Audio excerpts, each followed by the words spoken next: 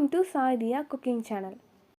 இன்றைக்கி நம்ம சேனலில் என்ன வீடியோ பார்க்க போகிறோன்னா, மார்னிங் இட்லி தோசை அந்த மாதிரியான டிஃபனுக்கு சூப்பர்வான சைட் டிஷ்ஷான கொத்தமல்லி சட்னி தான் பார்க்க போகிறோம். வாங்க வீடியோக்குள்ளே போகலாம். கொத்தமல்லி சட்னி செய்கிறதுக்காக ஃபர்ஸ்ட் ஒரு கடாயில் 4 ஸ்பூன் ஆயில் சேர்த்துருக்கேன்.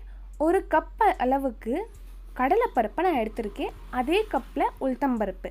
இது சும்மா ஒரு 20 கிராம் இருக்கும். நான் கப்பில் மெஷர் பண்ணேன், நீங்களும் அந்த மாதிரி பண்ணி எடுத்துக்கோங்க.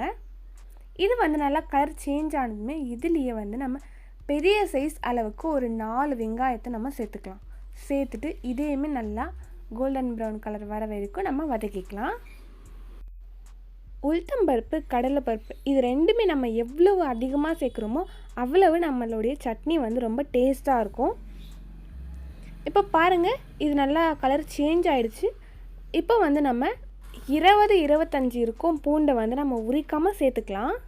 இது கூடவே 2 பெரிய சைஸ் தக்காளி சேர்த்து நல்லா வதக்கிக்கலாம்.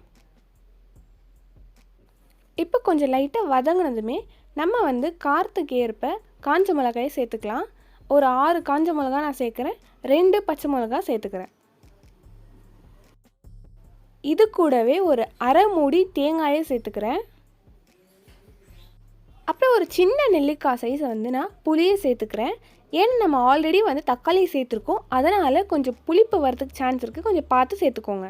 சேர்த்துட்டு இதையுமே நல்லா வதக்கிக்கலாம். அப்புறம் கொஞ்சமாக மஞ்சள் தூள், சட்னிக்கு தேவையான அளவு சால்ட்டை சேர்த்துக்கோங்க. சேர்த்துட்டு இதையுமே நல்லா வதக்கிக்கலாம்.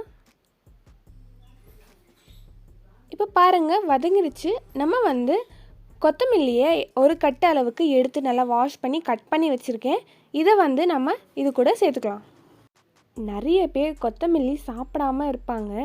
அவங்களுக்கெல்லாம் கூட நீங்கள் இந்த மாதிரி சட்னி செஞ்சு கொடுத்தீங்கன்னா ரொம்பவே விரும்பி சாப்பிடுவாங்க. இதையும் நல்லா கலந்து விட்டுக்கோங்க. ஒரு 2-3 மினிட்ஸ் இருக்கும். இது வேக வச்சா போதும். ஏன்னா ஆல்ரெடி நம்ம தக்காளி வெங்காயத்தில் நல்லா வதக்கிக்கிட்டோம். இப்போ கொத்தமல்லி மட்டும்தான் வேகணும். ஸோ அதனால் வந்துருச்சு. நம்ம ஸ்டவ்வை ஆஃப் பண்ணிவிட்டு இதை ஆற விட்டுடலாம். இப்போ ஒரு மிக்ஸி ஜாருக்கு இதை மாற்றி நம்ம நைஸாக அரைச்சிக்கலாம். இந்த மாதிரி நைஸாக அரைச்சி எடுத்துக்கோங்க. இப்போ நம்ம சட்னியை தாளிச்சிடலாம். இப்போ ஒரு கடாயில் கொஞ்சமாக ஆயில், அதில் கொஞ்சமாக கடுகு சேர்த்துக்கோங்க.